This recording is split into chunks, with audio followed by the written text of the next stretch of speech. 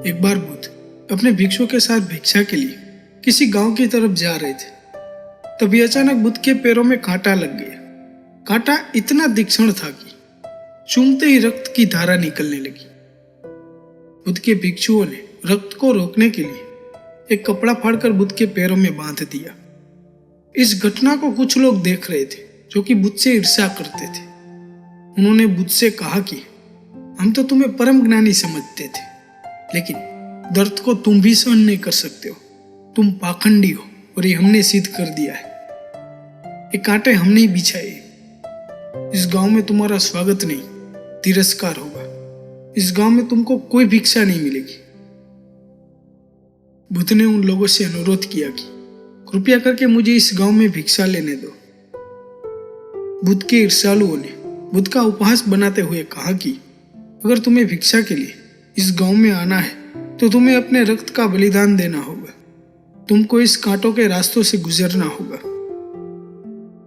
भगवान बुद्ध ने उनकी चुनौतियों का स्वीकार कर लिया और कांटों के रास्तों पर चलने के लिए आगे बढ़ने लगे।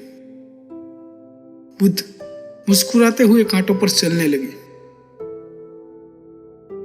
बुद्ध के साहस को देखकर गांव वाले चकित रह गए। कुछ लोगों की आंखें फटी की फटी रह गई। गांव वाले सोचने लगे कि बुद्ध भिक्षा के लिए दूसरे गांव भी जा सकते, तो फिर कांटों पर चलकर क्या साबित करना चाहते। गांव वाले बुद्ध के संदेश को नहीं समझ पाए। यहां पर बात भिक्षा की नहीं, बल्कि जीवन को बदलने की थी। गांव वालों की भीड़ में एक सुमित नाम का युवक था, जो बुद्ध पर हो रहे अत्याचारों को देखकर द्रवित हो रहा था। सुमित दौड़कर गया और बुद्ध के पैरों के सामने से कांटे को हटाने लगा। बुद्ध के ईर्ष्यालु सुमित को रोकने लगे और गांव में दाने पानी न देने की धमकी देने लगे। सुमित ने किसी की न सुनी और कांटों को हटाते हुए बोला, हे प्रभु, आप इन मुट्ठी भर लोगों की बातों को सुनकर अपने आप को कष्ट मत दीजिए। आप गांव में प्रवेश कीजिए। बहुत सारे लोग आपको भिक्षा देने के लिए आतुर हैं। बुद्ध ने सुमित को अपने पास बुलाया और आशीर्वाद देने लगे। सुमित पीछे हट गया।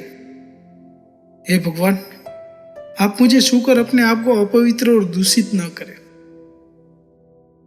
महात्मा बुद्ध ने कहा, तुम अपने आप को दूषित क्यों कहते हो? स्पर्श से कोई भी दूषित नहीं होता है। मनुष्य तो लोभ, लालच, घृणा, ईर्ष्या से दूषित होता है। तुम्हारे अंदर तो प्रेम भाव भरा है। तुम दूसरों का सुख चाहते हो। तुम तो पवित्र हो। बुद्ध के बोल सुनकर कुछ लोग बोले, तुम तो अपने आप को बड़े ज्ञानी कहते हो। तुमको जाति का कोई ज्ञान नहीं है। तुम पाखंडी हो। बुद्ध बड़े ही शांत स्वभाव से कहते, मानव से मानव की मानवता छीनना पाखंड की निशानी है। मुझे पाखंडी बोलकर यदि आपको संतोष मिलता है तो मेरे लिए दुख का कोई विषय नहीं है। कुछ लोग बुद्ध पर बरस पड़े, परंतु यह तो धर्मशास्त्र है, फिर यह पाखंड कैसे हुआ? बुद्ध कहते हैं, हमारी उत्पत्ति सृष्टि में हुई। नदियों का पानी सभी की समान रूप से प्यास बुझाता है।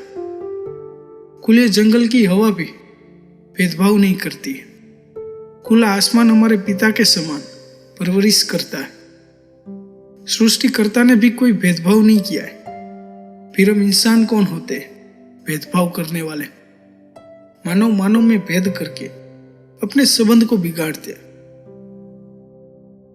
बुद्ध के वचन के बाद कुछ लोग कहते हैं, अगर आप इतना ही कहते हैं तो सुमित को तुम भिक्षु क्यों नहीं बना लेते? बुद्ध ने कहा कि अच्छा सुझाव है। अगर सुमित तुम चाहते हो तो तुम मेरे भिक्षुक बन सकते हो। बुद्ध के आमंत्रण पर सुमित पहला नीची जाति का बुद्ध भिक्षुक बना।